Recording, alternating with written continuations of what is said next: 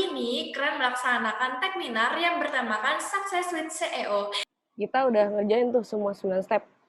Ini kalau Anda udah ngerjain semuanya, kita udah ngecekin gimana caranya ngecek SEO performance.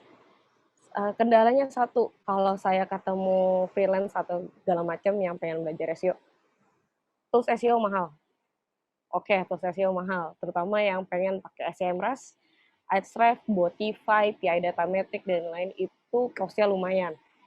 Kalau misalnya pengen yang gratis, saya gunain ini buat ngecek performance, dan ini menurut saya toolsnya oke, dan ini dari Google sendiri. Dan ini adalah Google Search Console. Kenapa? Dari dashboard yang Google Search Console kita udah bisa ngecek dua hal. Saya bikin dua inti. Yang pertama, kita bisa ngecek audit websitenya. Yang kedua, kita bisa ngecek performance dari segi ranking dan lain-lain. Akan saya jelaskan lebih lanjut. Yang pertama itu indexing. Oke, website udah jadi, udah dikerjain semua SEO. Google Search Console membantu kita untuk ngecek apakah website ini terindeks dengan baik di Google atau enggak. Ada yang error kah? Ada yang valid with warning kah? Ada yang valid enggak? Nah, itu Anda bisa kontrol di Google Search Console. Kadang udah rapi segala macem, ada aja isunya. Contoh, ternyata robotnya di no index dan itu nggak ke-crawl. Di Search Console nggak valid. Nah, itu bisa jadi permasalahan terutama yang kadang orang nggak ngeh. Udah dirapin semua, nggak taunya belum terindeks dengan baik. Nah, ini gunanya Search Console untuk indexing. Jadi kalau misalnya butuh free tools yang ngecek indeksnya kebaca atau enggak, Search Console adalah salah satu tools gratis yang membantu Anda untuk audit juga. Lalu yang kedua ini ada performance. Nah, di performance ini, sorry saya nggak bisa nampilin datanya karena ini data klien. Di sini bisa kelihatan dari total klik. Total klik itu maksudnya apa? Maksudnya klik user yang masuk ke dalam website Anda dari Google.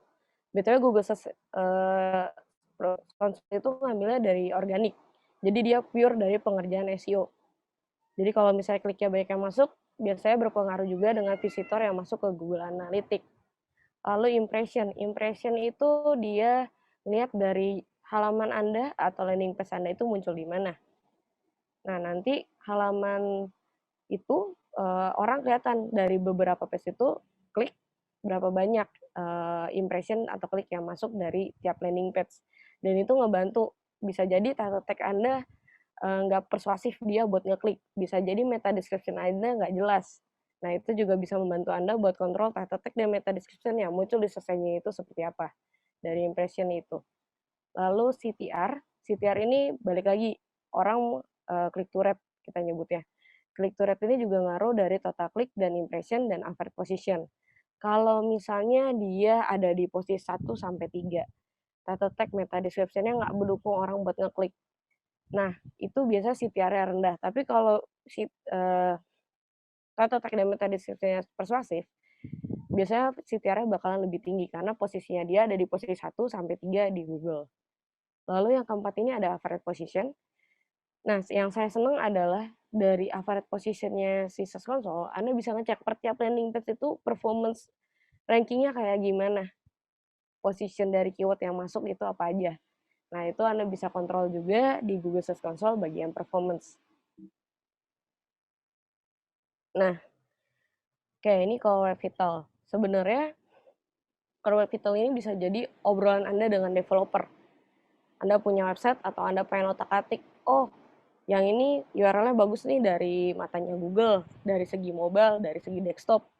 Yang harus diperbaikin apa aja dari segi servernya, segi image-nya, segi format image, segala macam.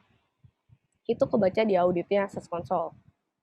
Jadi, untuk audit, kalau misalnya pengen banget ngaudit sedetail mungkin, karena Core Web Vital ini bakalan update puncaknya pertengahan tahun ini, kalau saya nggak salah info dari John Mu. Dia ngasih tahu bahwa Core Web Vital ini bakalan jadi faktor utama website itu akan berkembang di SRP. Dia tuh ada 3 poin. Yang pertama itu largest contentful paint, LCP, first input delay, cumulative layout shift. Sebenarnya saya nggak bisa dijelasin lebih detail karena ini panjang banget.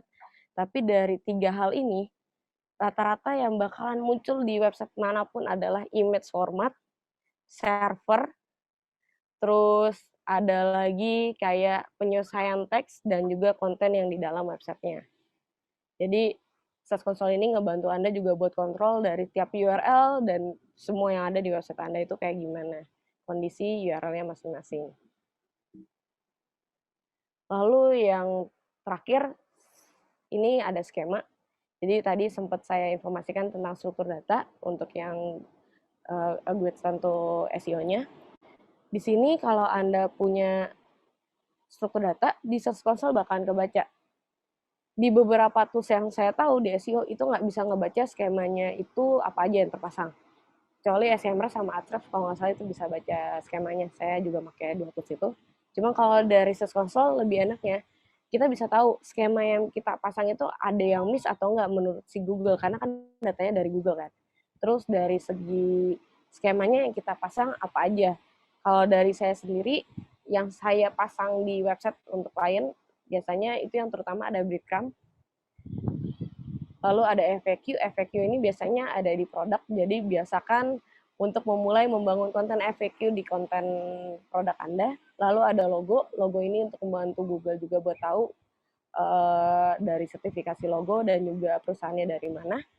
Lalu ada produk. Produknya ini skema buat tahu dari harga, deskripsi, foto dari produk yang Anda punya itu seperti apa. Lalu setting search box. Oke. Setting search box ini saya pakai karena websitenya bisa nyari pencarian, dan itu saya ngarepin dari Google dia bisa munculin thumbnail kotak untuk ngasih info ke user kalau dia mencari sesuatu langsung muncul di Google-nya sendiri. Oke, tadi Mas Tara sudah menyinggung juga tentang SEO itu bagian dari marketing. Ya, benar. Jadi kita harus pahami jika SEO itu merupakan bagian dari marketing. Dan marketing yang baik adalah kombinasi antara digital marketing dan traditional marketing. Salah satu bagian dari digital marketing adalah SEO. Jadi kita harus berpikir luas, bukan hanya berpikir, oke, dengan SEO bisnis bisa sukses. Tidak seperti itu. Kalau kita berbicara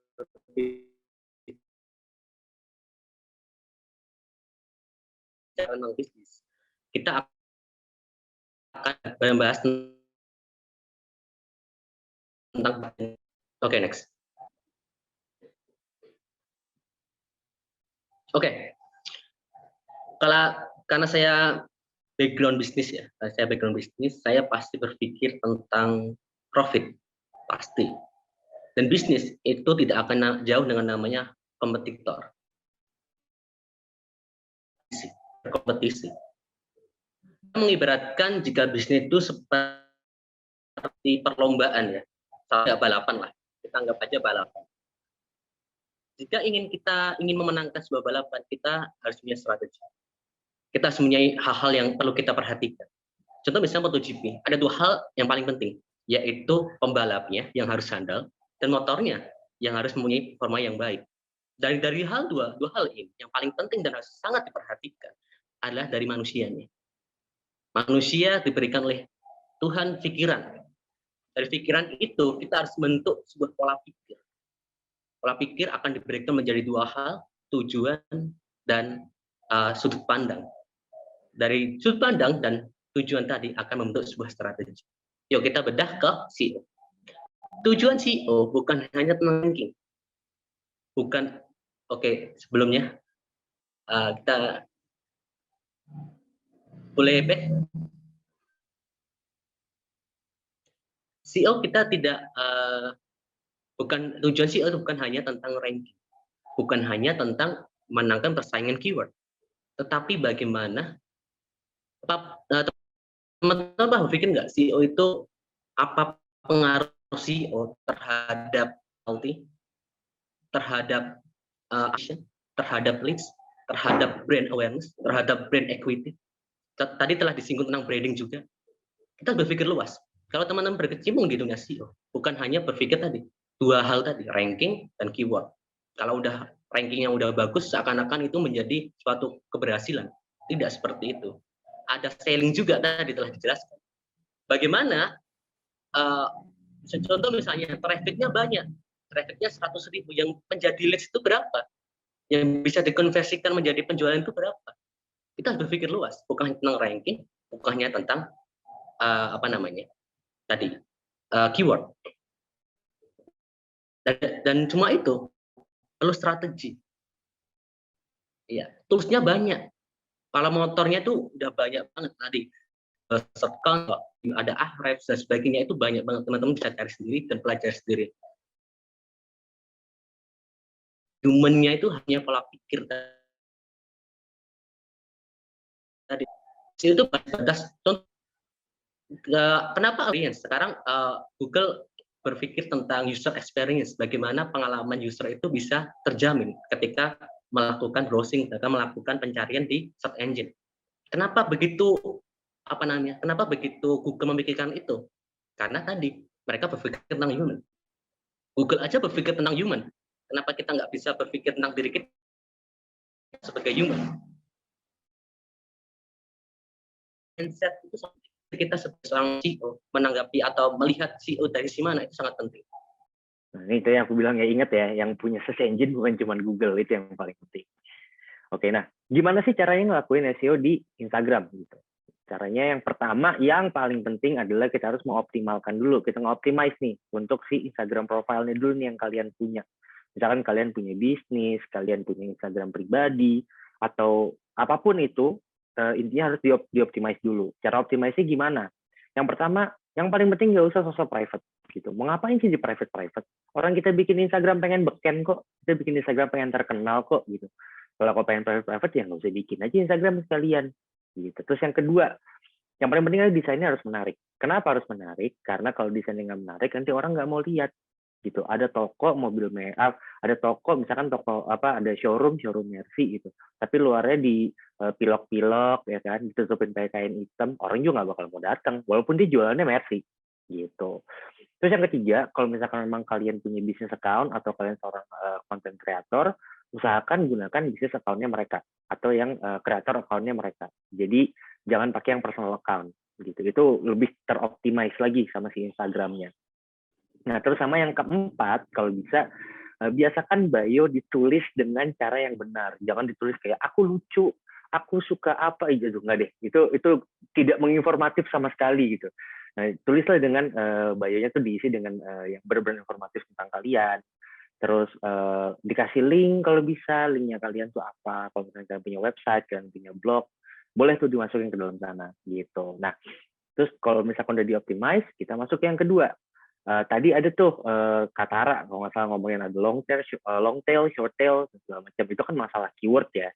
Nah, kalau di sini aku juga ngebagi menjadi dua hal gitu. Kalau tadi kan Katara ngebagi untuk selling keyword sama content keyword kalau nggak salah.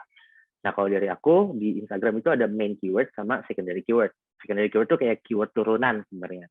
Jadi kalau misalkan sebagai contoh nih, aku main keywordnya adalah bakery, misalkan bakery. Nah, bakery-nya berarti nanti second keywordnya adalah misalkan bakery Jakarta atau bakery murah Jakarta.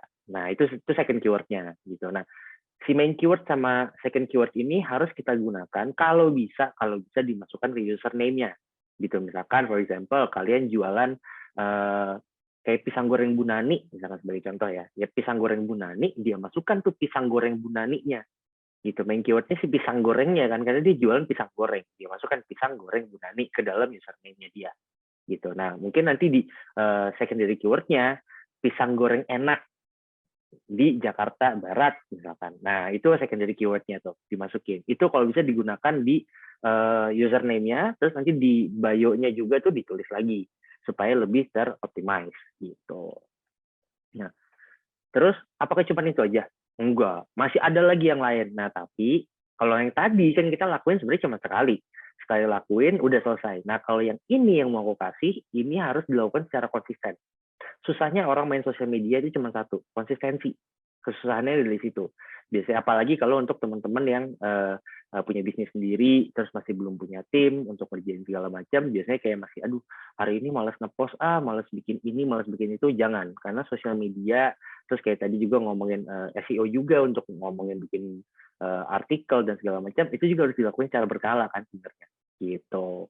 Nah, konsistensi berikutnya apa nih yang harus dilakuin? Nah, keyword keyword on hashtag sama di caption juga gitu. Jadi kalian pasti tahu dong kalau main di Instagram ada namanya hashtag, ada namanya caption gitu. Nah, keyword-keyword tadi yang untuk main keyword, secondary keyword itu kalau bisa kita gunakan di hashtag sama di captionnya juga. Kenapa? Karena search engine-nya Instagram ini dia juga tidak hanya nge-search ke bagian username doang, tapi dia juga akan ngelihat tuh kalau misalkan kalian muncul di Explore itu juga akan berhubungan tuh apakah konten kalian sesuai dengan apa yang biasa si user itu cari, itu satu. Kedua, apakah marketnya sama.